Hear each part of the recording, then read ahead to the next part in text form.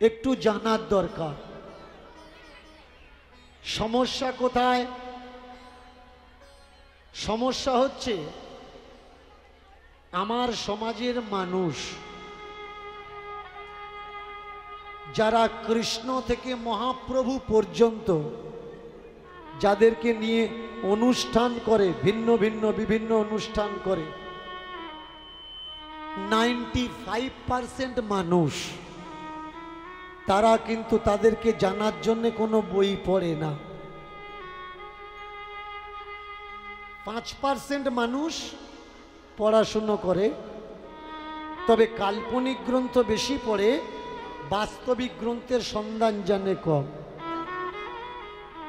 আর আমার সমাজে যাদেরকে জানানোর দরকার, এ দায়িত্বটা যাদের মাথার উপরে, যে মহাপ্রভুর বাস্তব চরিত্র, ভগবান শ্রীকৃষ্ণের বাস্তবতা যাদের দায়িত্ব ছিল জানানোর, তারা কেউ জানাচ্ছে না। অধিকতর মানুষ জানাচ্ছে না। কারণ হলো যারা এই জায়গায় কীর্তন করতে আসে, বেশিরভাগ মানুষ পড়াশুনো করে আসে না, একটা পালা মুখস্থ করে, গুরুদেবের থেকে একটা পালা লিখিয়ে নেয়, সেই পালাটা 6 মাস 7 মাস 8 মাস মুখস্থ করে রিহার্সেল করে, কোন কথার পরে কোন গান হবে, কোন গানের পরে কোন গান আসবে, এই দিকে তারা জোর দেয়, কিন্তু পড়াশোনার দিকে তারা কখনো জোর দেয় না। চমৎকার বিষয়। তাহলে এখন জানাবে কে? অসুবিধা এই জায়গায়, যারা যারা বাস্তব সত্যকে তুলে ধরছে, বেশ কিছু মানুষ তারা বলছে আমাদের ভাবাবেগে আঘাত হচ্ছে।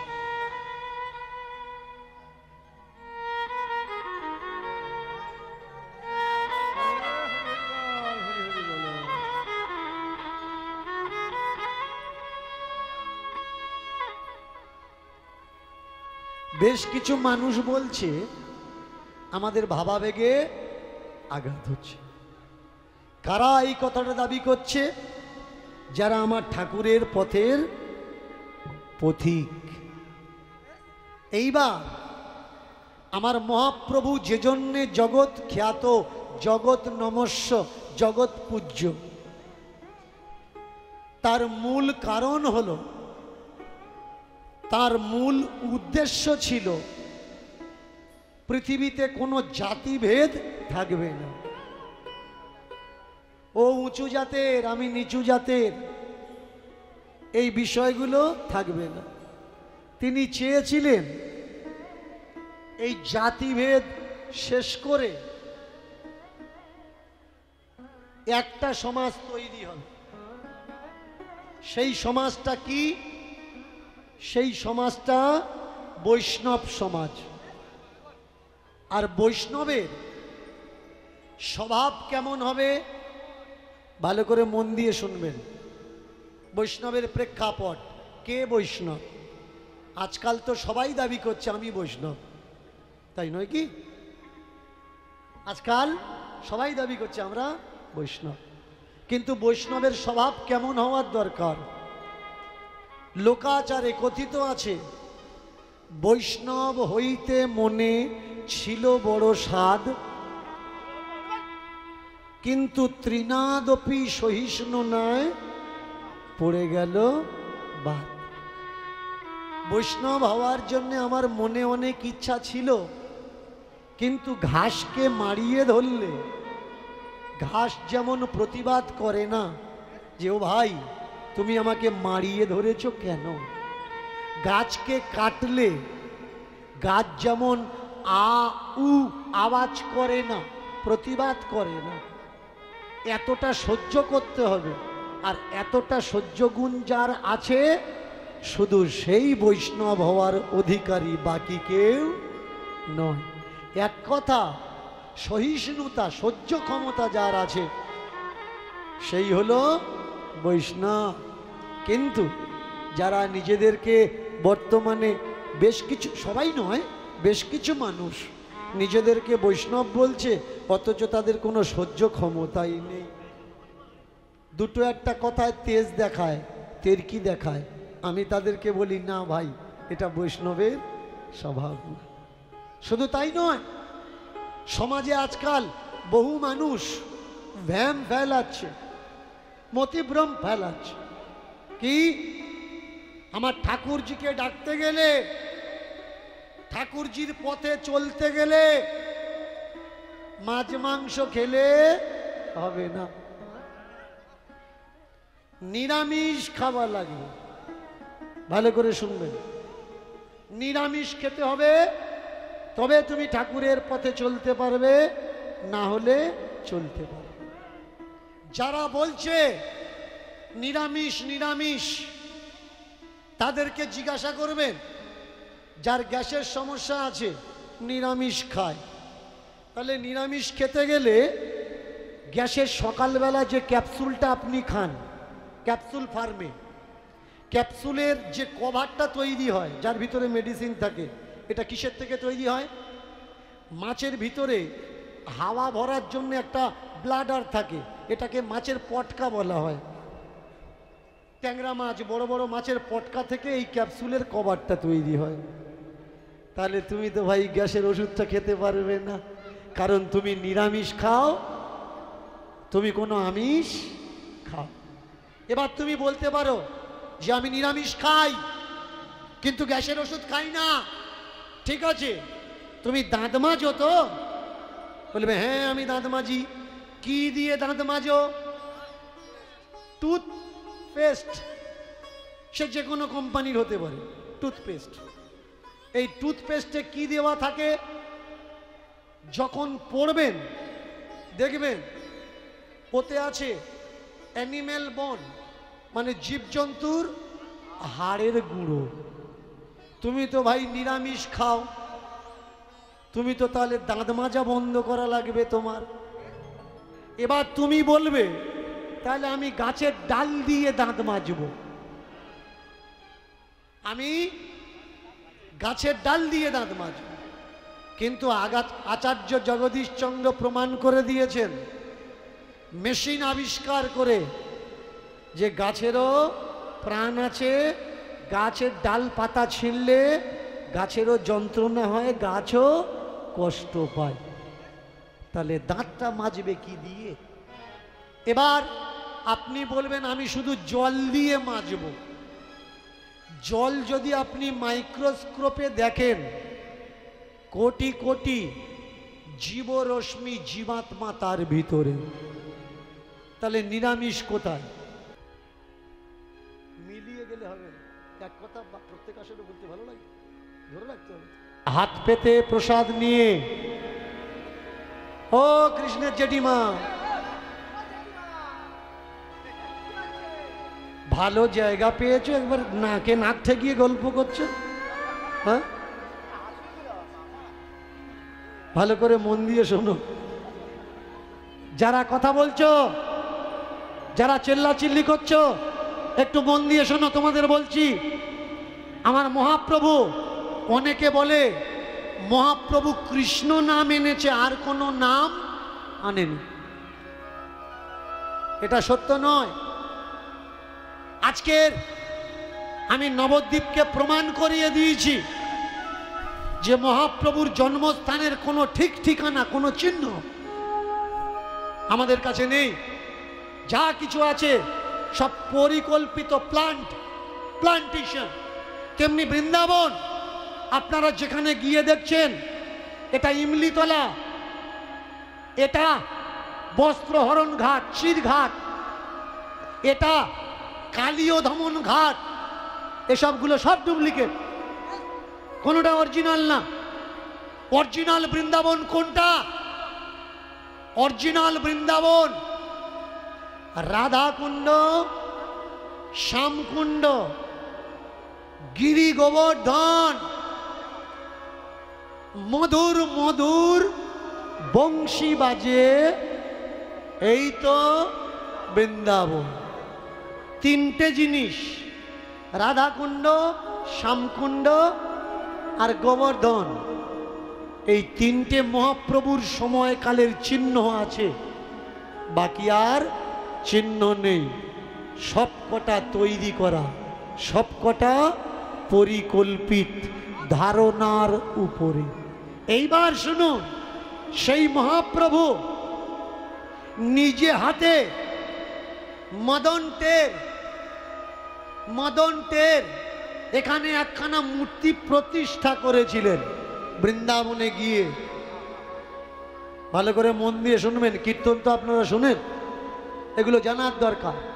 মহাপ্রভু নিজে মদন টেরে প্রতিষ্ঠা করছেন রাধারমণ লাল, রাধা বল্লভ লাল। এই রাধা বল্লভকে লালকে প্রতিষ্ঠা কিভাবে করছে? প্রতিষ্ঠা করছে একটা ভজনের মাধ্যমে। ভালো করে মন দিয়ে শুনবেন। প্রতিষ্ঠা মানে তাকে বসানো, তার সম্মান করা, তার ইজ্জত দেওয়া, তার নামই হলো প্রতিষ্ঠা। যার মান সম্মান দ্বারা স্থাপিত করা হয় তাকে বলে প্রতিষ্ঠা। প্রতিষ্ঠা মানে লাখ লাখ টাকা খরচা নয়। কীর্তনের মাধ্যমেও মহাপ্রভু বললেন তুমি প্রতিষ্ঠা করতে পারো।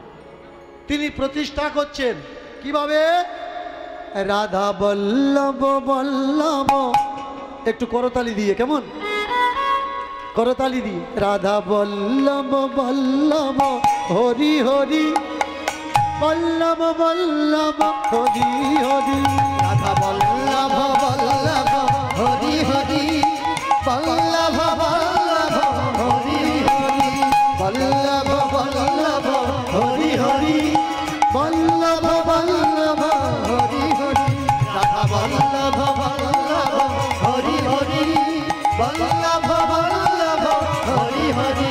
রাধা বল্লভ বল্লভ হরি হরি, বল্লভ বল্লভ হরি হরি, বল্লভ বল্লভ হরি হরি, বল্লভ বল্লভ হরি হরি, বল্লভ বল্লভ হরি হরি, বল্লভ বল্লভ হরি হরি। রাধা বল্লভ বল্লভ হরি হরি, বল্লভ বল্লভ হরি হরি, বল্লভ বল্লভ হরি হরি, বল্লভ বল্লভ হরি হরি, বল্লভ বল্লভ হরি হরি, বল্লভ বল্লভ হরি হরি, বল্লভ বল্লভ হরি হরি, বল্লভ বল্লভ হরি হরি। রাধা বল্লভ বল্লভ হরি হরি, বল্লভ বল্লভ হরি হরি, রাধা বল্লভ বল্লভ হরি হরি, বল্লভ বল্লভ হরি হরি, রাধা বল্লভ বল্লভ হরি হরি, বল্লভ বল্লভ হরি হরি, বল্লভ বল্লভ হরি হরি, বল্লভ বল্লভ হরি হরি, বল্লভ বল্লভ হরি হরি, হরি হরি বল, হরি বল। বল্লভ বল্লভ হরি হরি, বল্লভ বল্লভ হরি হরি। রাধা বল্লভ বল্লভ হরি হরি, বল্লভ বল্লভ হরি হরি, বল্লভ বল্লভ হরি হরি, বল্লভ বল্লভ হরি হরি, বল্লভ বল্লভ হরি হরি, বল্লভ বল্লভ হরি হরি। কি মজার বিষয় দেখুন, মহাপ্রভু মদন টেরে রাধা বল্লভ লালকে প্রতিষ্ঠা করছেন একটা গীত গেয়ে, রাধা বল্লভ বল্লভ হরি হরি। এই গীত আজও পর্যন্ত চলে, রাধা বল্লভ বল্লভ হরি হরি। প্রতিষ্ঠা করছেন, প্রতিষ্ঠার ফর্দ কি এর জন্য জানা লাগবে। বৃন্দাবনের সত্যতা কিচ্ছু না, ফুল জল গঙ্গা জল, ফুল জল গঙ্গা জল, ঠাকুরের ভোগ আর ঠাকুরের নাম কীর্তন, এই দিয়ে ঠাকুরের প্রতিষ্ঠা হচ্ছে। কিন্তু বর্তমানে যদি আপনি কোনো ঠাকুর প্রতিষ্ঠা করতে যান, ওই ফর্দ যে কাগজে লেখা হবে ওই কাগজের ওজন এত যে আপনার হাওয়া টাইট হয়ে যায়। এতগুলো গামছা, এতগুলো ধুতি,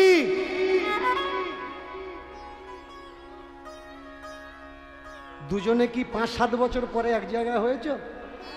হ্যাঁ, নাকে নাক লাগিয়ে গল্প করে যাচ্ছ।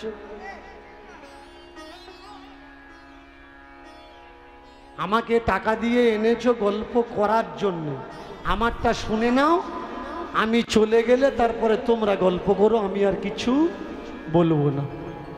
এবার তোমরা যদি মনে করো যে তোমার মতো তুমি চালাও, আমার মতো আমরা চালাবো, এখানে এসো, আমি বসে যাই, তোমাদেরটা শুনি, তোমাদের দুঃখ ব্যথা যন্ত্রণাটা কি।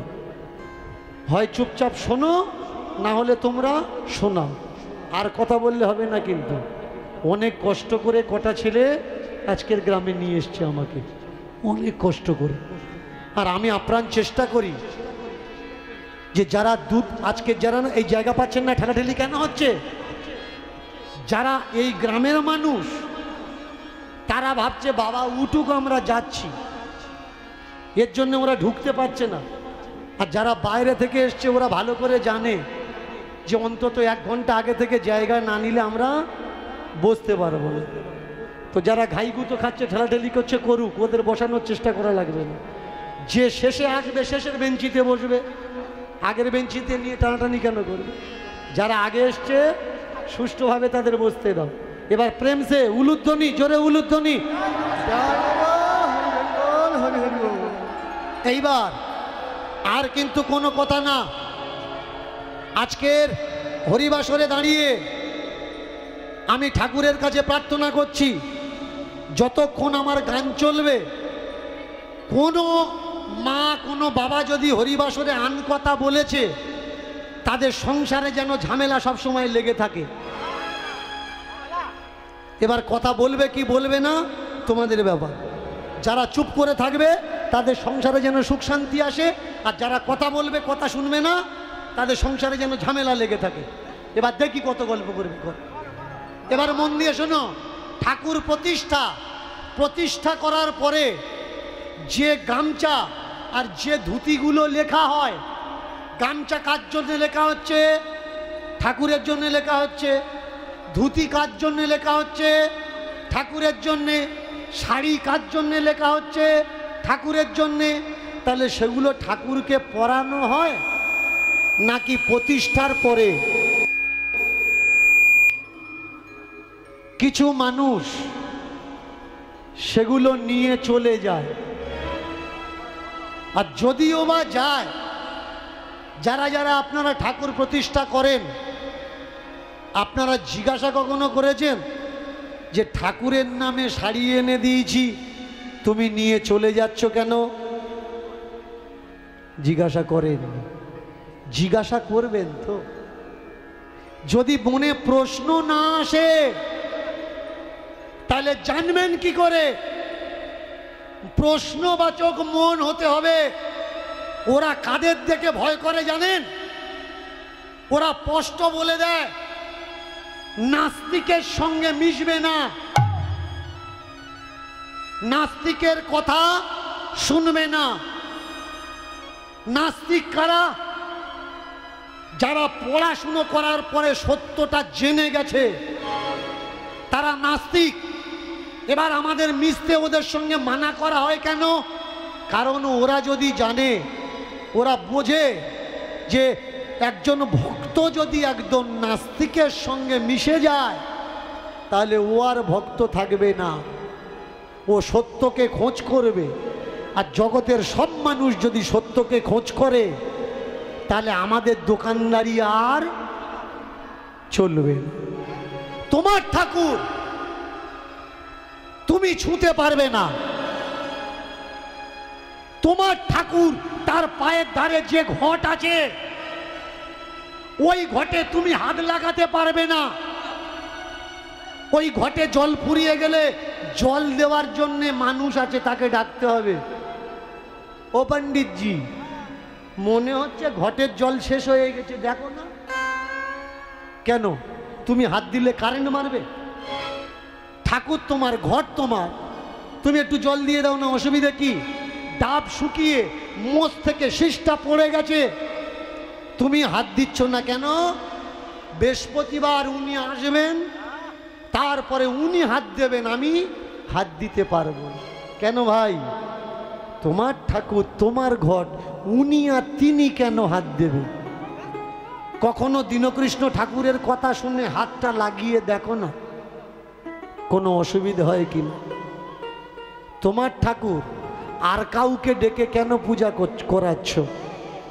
অনেকে বলে ঠাকুর নাকি সকলার হাতে খায় না। তুই দীক্ষা নিসনি, তোর হাতে ঠাকুর খাবে? তোর গুরুমন্ত্র হয়নি, তোর হাতে ঠাকুর খাবে? আচ্ছা, তোদের তো গুরুমন্ত্র হয়েছে, তোর সঙ্গে 24 ঘন্টা দাঁড়িয়ে থাকবো, দেখি ঠাকুরের খাওয়া। তুই ঠাকুরের খাওয়া দেখি, ঠাকুর খায় কিনা।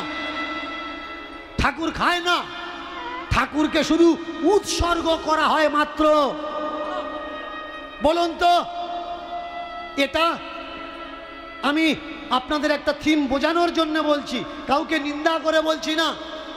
তারাপীঠ, তারাপীঠের মা বামা খ্যাপার হাতে খেত তো, তা সেই মা তো এখনো আছে, মা খাচ্ছে না কেন? দক্ষিণেশ্বরের মা কালী রামকৃষ্ণের হাতে খেত তো, তা সেই মা তো এখনো আছে, মা খাচ্ছে না। আগে সত্যতাটা বোঝা লাগবে। অনেকে আমায় বলে যে তুমি তাহলে এইসব মানো না। কে বলেছে ভাই মানি না?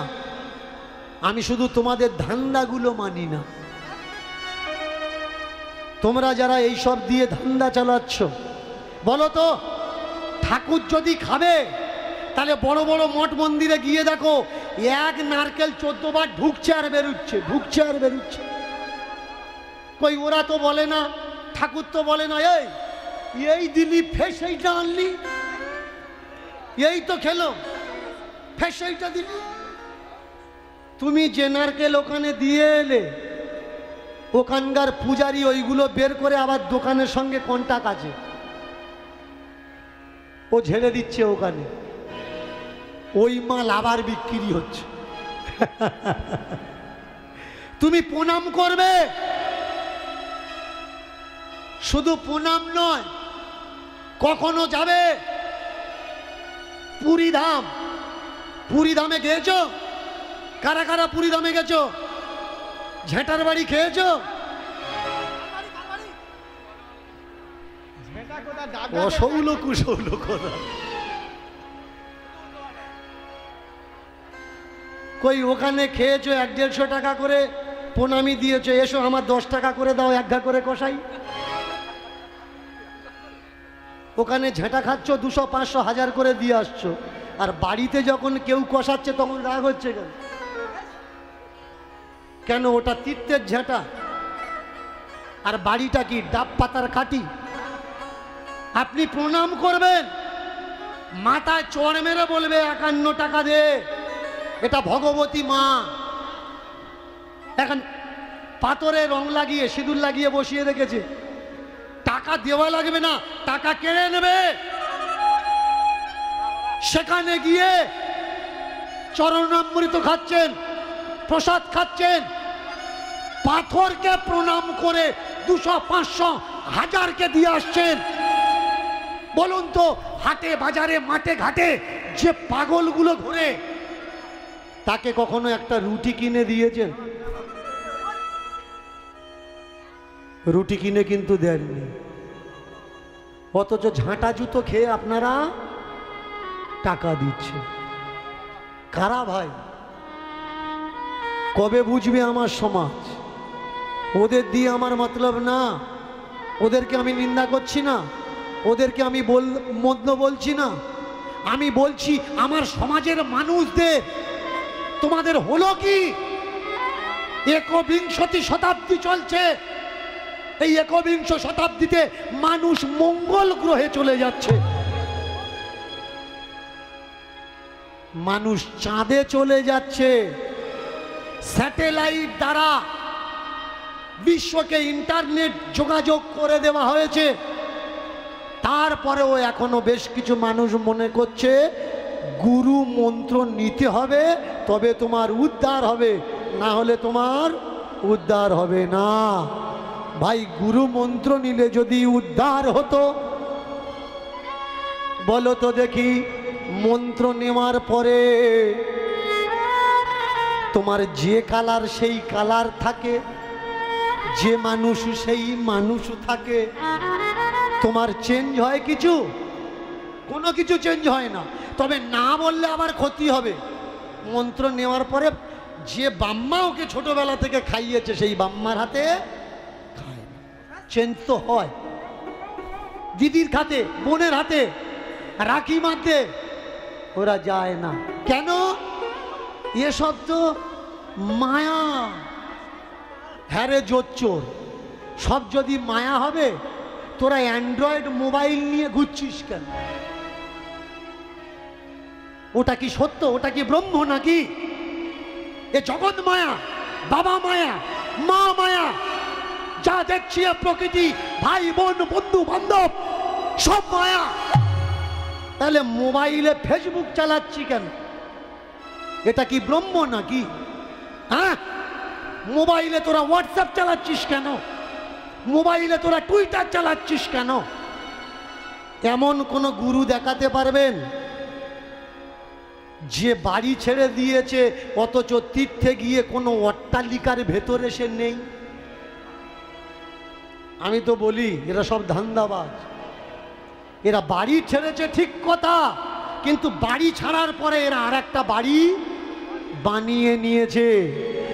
তুমি যদি গুরু হলে, তুমি যদি জগৎ মিথ্যা, ব্রহ্ম সত্য হলো, ভগবান সত্য হলো, তুমি খাটে ছাড়া শোও না, ডবল ডবল জামা প্যান্ট গাড়িতে ছাড়া যাও না, মোবাইল ছাড়া ব্যবহার করো না, আবার তোমার আশ্রমে একটা স্ক্রিন টিভি লাগানো আছে, মাঝে মাঝে দেশের খবরগুলো নিচ্ছ, কোথায় কি গন্ডগোল হচ্ছে, কে কত টাকা ঘোটালা করেছে। তুমি বাবাজি বসে বসে রিমোট দেখেছিস? ওই নেতাটা কি সর্বনাশ করছে দেশে, ওই নেতা সর্বনাশ করছে, তুই কি দেশের মঙ্গল করছিস নাকি? দেখেছেন? আজকের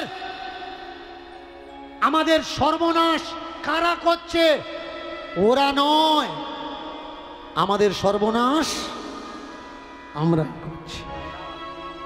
কত বড় কুসংস্কার দেখুন। ছোট্ট ছোট্ট অল্প বয়সী ছেলে তোমার বাড়িতে যাচ্ছে, ও পূজা করবে।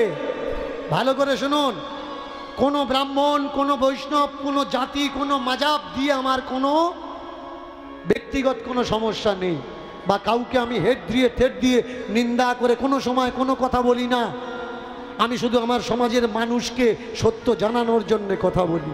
ছোট্ট বাচ্চা তোমার বাড়ি গেছে পূজা করবে বলে, তোমার ঠাম্মা, তোমার দিদিমা ওই স্টুপিডটার পা ধুইয়ে দিচ্ছে, আর ও পা বাড়িয়ে দিয়ে দা দা ধুইয়ে দাও।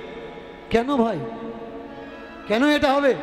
তুমি আমার বাড়ি আসছো, আমি তোমার পা ধুইয়ে দিচ্ছি, কিন্তু যদি কোনো দিন আমি তোমার বাড়িতে যাই, তুমি পারবে তো আমাকে পা ধুইয়ে দিতে? তুমি শুধু ধোয়াতে জানো, ধুতে জানো। তুমি ধোয়াতে জানো কিন্তু ধুতে জানো না। যে ভালোবাসা দিতে জানে না, শুধু নিতে জানে, তাকে তো শুধু স্বার্থপর মানুষ বলা হয়। ভাই, বেশি কিছু বলবো না, একটা বইয়ের নাম করছি, পড়ে দেখে নেবেন। তার নাম হচ্ছে মনু সংহিতা। আমার ভারতবর্ষের অনেক মহান মানবেরা এই বইটা পুড়িয়েছিলেন, অনেকে তাদের নিন্দা করেছে, মনুসংহিতা পড়ালো কেন, পড়ানো উচিত না, কিন্তু আমি আপনাদের বলবো একবার বইটা ডাউনলোড করে হোক বা কিনে হোক পড়ে দেখবেন যে সত্যিই এটা আমাদের ধর্মগ্রন্থ নাকি মনু মহারাজের মুখ দিয়ে কিছু স্বার্থপর মানুষ সেই সবগুলো বলিয়ে লিখিয়েছেন। সত্যি মনু বলেছেন নাকি আর কেউ লিখেছেন? মন্দির প্রতিষ্ঠা করবেন, আমি বলে দিচ্ছি, কাউকে ডাকবেন না, নিজের ঠাকুর নিজের মতো করে সাজান, খেতে দিন, আর পারলে আত্মীয় বন্ধু বান্ধব ডেকে, বৈষ্ণবদের ডেকে কীর্তন করুন, পাড়ার ছেলেদের ডেকে ভজন কীর্তন করুন, ওতেই প্রতিষ্ঠা হবে। প্রতিষ্ঠা মানে বসানো, প্রতিষ্ঠা মানে মান দেওয়া, প্রতিষ্ঠা মানে সম্মান দেওয়া, প্রতিষ্ঠা মানে ইজ্জত দেওয়া। আজকে মদন ঠেরে মহাপ্রভু রাধা বল্লভ লালকে বসিয়ে গান করছেন, রাধা বল্লভ বল্লভ হরি হরি, বল্লভ বল্লভ হরি হরি, বল্লভ বল্লভ হরি হরি, রাধা বল্লভ বল্লভ হরি হরি, বল্লভ বল্লভ হরি হরি, বল্লভ বল্লভ হরি বল্লভ হরি হরি, বল্লভ বল্লভ হরি হরি, প্রেম সে হরি হরি, বল্লভ বল্লভ হরি হরি, বল্লভ বল্লভ হরি হরি, বল্লভ বল্লভ হরি হরি, বল্লভ বল্লভ হরি হরি, বল্লভ বল্লভ হরি হরি। बोलो वृंदावन धाम की, श्याम कुंड की, राधा कुंड की, गोवर्धन महाराज की जय जय श्री राधे, जय जय श्री राधे, जय जय श्री राधे। जय जय श्री राधे। চমৎকার দেখুন, মহাপ্রভুর সময়কালের যে বৃন্দাবন আর বর্তমান সময়ের যে বৃন্দাবন, এই দুটো বৃন্দাবনের প্রেক্ষাপট কিন্তু আলাদা। সেই সময়ের বৃন্দাবন গাছপালা কাঁটাতে এত ঘন ছিল, কেউ উপরের সূর্যের আলো জঙ্গলের ভিতরে পড়তো না। আর ওখানে দুই পদের মানুষ চলে যেত। কারা কারা? এক প্রকার রাজা যাদেরকে ঘোষিত করত, ধরে আনো, দেখা পেলে ধরে আনো, ওকে মৃত্যুদণ্ড দেব, মানে দস্যু বদমাশ ডাকাত যারা, তারা প্রাণ বাঁচানোর জন্য লুকাতো বৃন্দাবনে গিয়ে। আর এক পদের মানুষ যারা ঠাকুরের ভজন কীর্তন নিয়ে মেতে থাকতো, যে ঠাকুর ছাড়া আমাদের আর কিচ্ছু দরকার নেই, যদি এই প্রাণ দিতে হয় তাহলে বৃন্দাবনের মাটিতে হা রাধা হা কৃষ্ণ বল আমি প্রাণ দিয়ে দে। আর বৃন্দাবনে ওই সময় যিনি রাজত্ব করছিলেন, রাজার নাম নর বাহন। সেনা ছিল অল্প, কিন্তু এত ভয়ঙ্কর রাজা, তার জন্যে দিল্লিতে যে নবাব তৎকালীন সময়ে শাসন করছিলেন অনেক রাজত্ব জয় করেছিল, কিন্তু বৃন্দাবনে গিয়ে হামলা করতে পারেনি যতদিন নরবাহন বেঁচে ছিলেন। এই নরবাহনের যিনি সেনাপতি, আজকের যে লীলাটা আমরা আপনাদের আস্বাদন করাচ্ছি, আমরা সবাই মিলে আস্বাদন করছি, এই লীলার নাম হলো নরবাহনের শুদ্ধ ভক্তি। জেনে নিন শুদ্ধ ভক্তি কাকে বলে। শুদ্ধ ভক্তির নাম এই নয় যে সকালে উঠেই চান করতে হবে। শুদ্ধ ভক্তির নাম এই নয় যে চান করে উঠেই এই করো ওই করো তাই করো, এগুলো শুদ্ধ ভক্তি না ভাই। শুদ্ধ ভক্তির সংজ্ঞা আমরা এই লীলার মাধ্যমে জানব কাকে বলে শুদ্ধ ভক্তি। যখন আমার মহাপ্রভু প্রতিষ্ঠা করছিলেন রাধা বল্লভ লালকে, ঠিক সে সময় ছদ্মবেশে নরবাহনের সেনাপতি দাঁড়িয়েছিলেন ওই ভিড়ের মধ্যে, যারা সচক্ষে দেখছিল। তাকিয়ে দেখলেন মানুষটা অনেক উঁচু লম্বা, সোনার মতো গায়ের কাঁচা রং, তক তক তক তক করছে। ভাবলেন এ আবার কে, কোন দেশ থেকে এখানে এসেছে, এখানে এসে এই বৃন্দাবনে অধিকার জেতানোর চেষ্টা করছে। একে বাঁচিয়ে রাখা যাবে না, একে এই সময় তাড়িয়ে দেওয়ার দরকার বা মেরে ফেলার দরকার। মানুষ মারতে যার হাত কাঁপে না, এই নরবাহনের সেনাপতি তলোয়ার বের করেছে। তলোয়ার বের করে পায়ে পায়ে পায়ে পায়ে এগিয়ে যাচ্ছে। এগিয়ে গিয়ে জিজ্ঞাসা করলেন কে। যেই জিজ্ঞাসা করেছে কে, সঙ্গে সঙ্গে আমার মহাপ্রভু পিছন দিকে তাকিয়েছেন, পিছনের দিকে তাকিয়েছে। যেই তাকিয়েছে মহাপ্রভুর চোখ মুখ দেখে ওই হিংস্র মানুষটা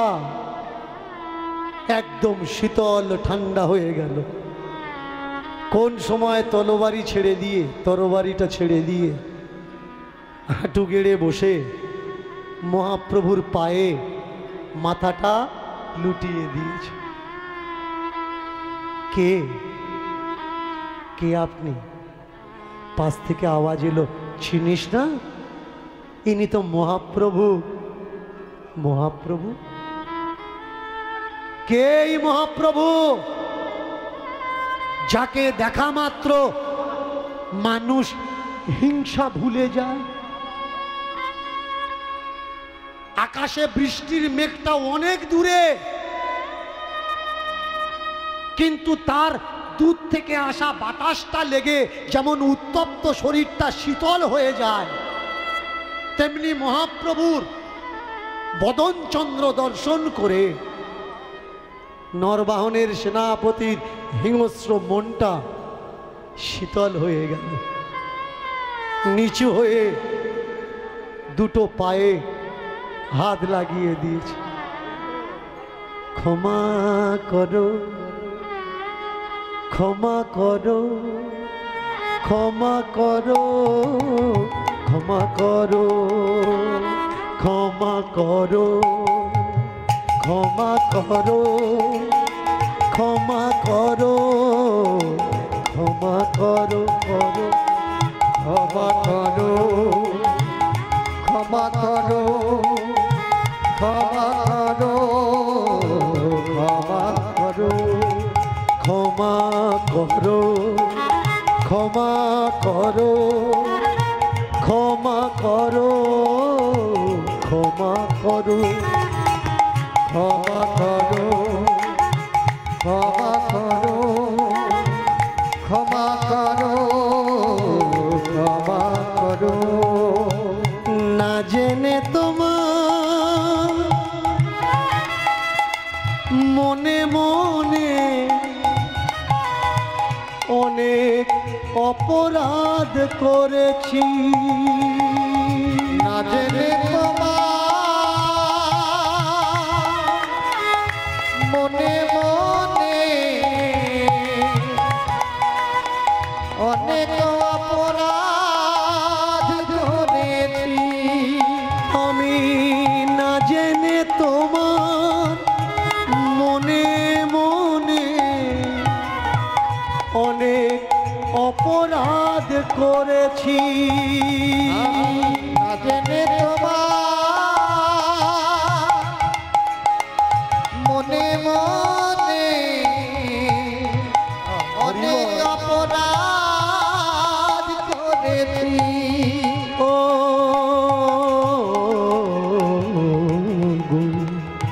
ক্ষমা করো, ক্ষমা করো, ক্ষমা করো, ক্ষমা করো, ক্ষমা করো, ক্ষমা করো, ক্ষমা করো, ক্ষমা করো।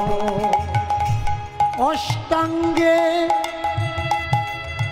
ষষ্ঠাঙ্গে দ্বাদশ অঙ্গে চরণ নতি স্বীকার করে হায়, বলে আমায় ক্ষমা করো, ক্ষমা করো হায়, ক্ষমা করো আমার। কত অত্যাচার, কত ব্যভিচার, কত মানুষের রক্ত ঝরিয়েছে, কিন্তু তোমার দেখার সঙ্গে সঙ্গে মন্ত্র মোহিত হওয়ার মতো, বশীকরণের মতো কেউ যেন আমাকে বশ করে নিল।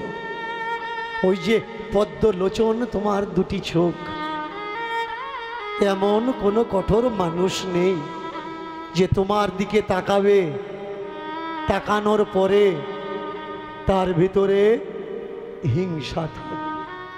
প্রণাম করে চলে গেল। বাহনের দরবারে এসে বলে উঠলেন, মহারাজের জয় হোক। কি সেনাপতি, কোনো সুসংবাদ আছে? হ্যাঁ মহারাজ, একটা সুসংবাদ আছে, একটা দুঃসংবাদ আছে। যেটা অনুমতি করবেন সেটা আগে বলবেন। সুসংবাদ কে শুনতে চায়?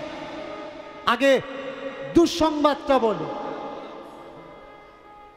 আগে দুঃসংবাদটা বলো। মহারাজ, মনে হচ্ছে বৃন্দাবনের উপরে আমাদের বেশি দিন আর অধিকার থাকবে না। কেন? এটাই দুঃসংবাদ। আর সুসংবাদ কোনটা জানেন? বৃন্দাবনে একটা মানুষ এসছে, অজানা অচেনা মানুষ। যতই কঠোর হোক না, যতই হিংস্র হোক না কেন, তার চোখের দিকে তাকালে মনের ভিতরে কোনো হিংসা ভাব আর থাকে। সেনাপতি, তুমি কার সেনাপতি? আমার না ওই অচিন মানুষটা? কার সেনাপতি তুমি? কার তারিফ করছো? আমার সম্মুখে তার নিন্দা করছো নাকি তার তারিফ করছো? তুমি দেখলে যে সে বৃন্দাবনের উপরে অধিকার করার জন্য এসছে, কেন তলোয়ারটা বের করে এক কোপে শরীর থেকে তার মাথাটা নামিয়ে দিতে পারলে না? গিয়েছিলাম মাথাটা নামাবো বলে, বাহ, মাথাটা নামাবো বলে গিয়েছিলাম, কিন্তু চমৎকার ওই চোখের দিকে তাকিয়ে আমি আর কিছু করতে পারলাম। চলো তো দেখি, আমি যাই তোমার সঙ্গে। সেনাপতি বললে, মহারাজ, একবার গিয়ে আমি ঠকে গেছি, দ্বিতীয়বার আমি আর যাব না। যদি যেতে হয় আমাকে ক্ষমা করবেন, আপনি যান। আর দেখবেন যেন ওই মানুষটার চোখের দিকে আপনি তাকাবেন। আহা, চলেছে রাজা নরবাহন সেনা সাথী সঙ্গে এ করে, আর ওদিকে মহাপ্রভু ভজনরত ঠাকুরের সামনে বসে, ঠাকুরের দিকে মুখ করে, ভক্তদের দিকে পিছন করে ঠাকুরজির মাহাত্ম্য তত্ত্ব কথা তিনি আস্বাদন করাচ্ছেন।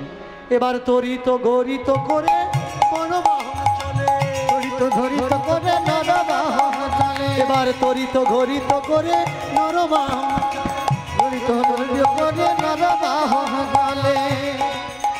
দেখো কেমন ভাবে চলেছে, দেখো কেমন ভাবে চলেছে, কেমন ভাবে চলেছে, কেমন ভাবে চলেছে। রাজসেনা সঙ্গে নিয়ে কেমন ভাবে চলেছে, রাজসেনা সঙ্গে নিয়ে কেমন ভাবে চলেছে, রাজসেনা সঙ্গে নিয়ে কেমন ভাবে চলেছে, রাজসেনা সঙ্গে নিয়ে কেমন ভাবে চলেছে। তরিত ঘরিত করে কেমন ভাবে চলেছে, তরিত ধরিত করে কেমন ভাবে চলেছে। ওদিকে মহাপ্রভু মদন ঠেরে বসে রাধা বল্লভ লালের প্রতিষ্ঠার পিয়াসে, রাধা রাধা বল্লভ লালের প্রতিষ্ঠা পিয়াসে, রাধা বল্লভ লালের প্রতিষ্ঠা পিয়াসে, দেখো রাধা বল্লভ লালের প্রতিষ্ঠা পিয়াসে, রাধা বল্লভ লালের প্রতিষ্ঠা পিয়াসে, কেমন ভাবে সাজালো, কেমন ভাবে সাজালো, কেমন ভাবে সাজালো, কেমন ভাবে সাজালো, ফুল আদি চন্দন দিয়ে কেমন ভাবে সাজালো, ফুল আদি চন্দন দিয়ে কেমন ভাবে সাজালো, ভক্তগণের সম্মুখে কেমন ভাবে সাজালো, ভক্তগণের সম্মুখে কেমন ভাবে সাজালো। শুনো শুনো ভক্তগণ শুনো দিয়া মন, শুনো শুনো ভক্তগণ শুনো দিয়া মন, শুনো শুনো ভক্তগণ শুনো দিয়া মন, শুনো শুনো ভক্তগণ শুনো দিয়া মন, যতন করিয়া আরেখো রাধা বল্লভের স্বরূপমা।